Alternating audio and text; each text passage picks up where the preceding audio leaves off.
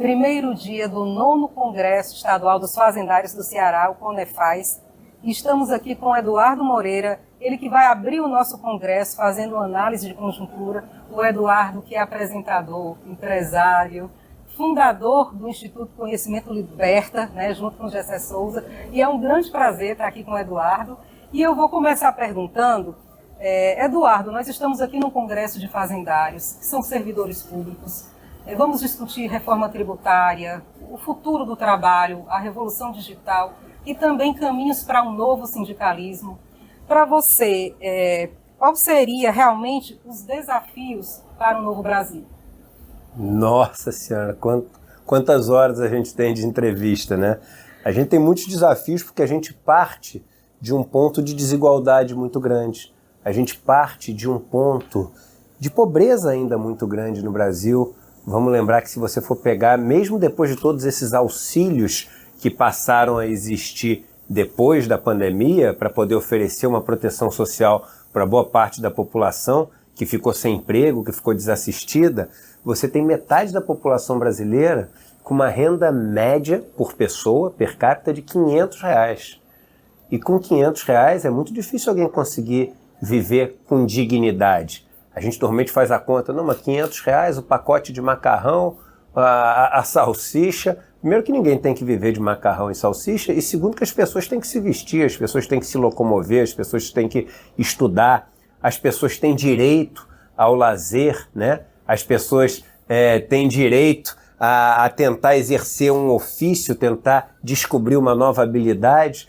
E como é que você faz isso? Como é que você chega? Ah, poxa, vamos fazer o bolo crescer. Tem muita gente que diz, mas não adianta nada o bolo crescer se as fatias não são distribuídas minimamente para todo mundo que está sentado à mesa, né? E o segundo é o seguinte, poxa, mas tudo bem, a gente vai distribuir para as pessoas que estão sentadas à mesa, mas com quais instrumentos a gente vai distribuir? Vai ser através de uma reforma tributária? Vai ser através de investimentos públicos? Vai ser através de, enfim, políticas de transferência de renda, né? Então, são muitas questões postas à mesa e num momento de mundo onde muita coisa está acontecendo. A gente vem de uma pandemia que é um evento histórico, o mundo parou. Em 2020, a gente não está falando de uma coisa medieval, a gente está falando de, assim, décadas depois do homem ter posto uma pessoa pisando na Lua. A gente está falando de uma época em que a gente tem vários robôs ali caminhando sobre a superfície de Marte. A gente está falando de uma época onde a gente manda um telescópio que consegue enxergar galáxias a mais de 10 bilhões de anos-luz de distância e, de repente, um vírusinho, uma coisa microscópica, para o planeta inteiro. E a gente vê nas imagens as capitais do mundo sem uma pessoa na rua porque a gente não sabia o que fazer. E a gente tem que se readaptar. E aí a gente volta disso e, de repente, tem uma inflação gigante. E aí os eventos climáticos começam a ficar mais extremos. E aí a gente começa a ver novas guerras envolvendo potências nucleares, como, por exemplo, a Rússia, Israel. Então a gente está enfrentando um momento extremamente difícil no meio de uma revolução tecnológica, onde a inteligência artificial surge como, talvez, para muitos, uma boia de salvação, mas para muitos também como talvez um novo perigo, tão grande como uma bomba nuclear. Então é um período de muita incerteza, e num período de muita incerteza a gente deveria estar mais junto, ser mais solidário, ser mais colaborativo. E a pergunta que eu faço é o seguinte, é nesse caminho que a gente está rumando, né? De mais solidariedade, de mais cooperação, de mais colaboração, ou será que não?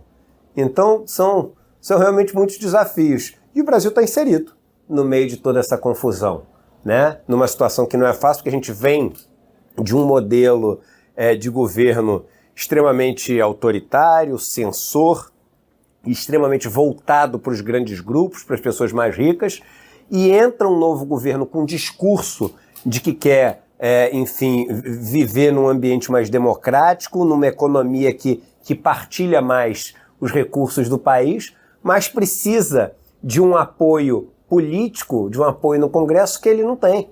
A gente tem um Congresso mais conservador do que o Congresso do presidente anterior. Então, tudo isso para dizer o seguinte, o que não nos faltam são desafios. E nesse período, nesse contexto, que nós debatemos reforma tributária, ajuste fiscal e gastos, limitação de gastos, e em tudo isso você sempre fala e discute que é preciso combater a pobreza e as desigualdades para poder fomentar, fazer a economia alavancar. Como é que é essa relação que você costuma apresentar com dados, né, e fatos? Primeiro, eu gosto muito de falar uma coisa que é o seguinte, a gente tem que diminuir a desigualdade, não é para salvar a economia. Se a gente diminuir, a gente salva a economia. Mas a gente tem que diminuir a desigualdade porque a gente tem que se importar com os outros, né? A gente tem que colocar as pessoas na frente da equação. A gente tem que largar da ideia de que o mundo é uma planilha de Excel e lembrar que o mundo é formado por pessoas. O Excel foi inventado por pessoas, né? Os números foram inventados por pessoas. No final das contas, só existem pessoas. Então, eu acho que essa é a minha principal preocupação. Vamos diminuir a desigualdade por quê? Porque é injusto. Não, porque com a desigualdade mais gente sofre. Porque se a desigualdade for muito grande, não tem como distribuir o bolo para todo mundo na mesa poder comer.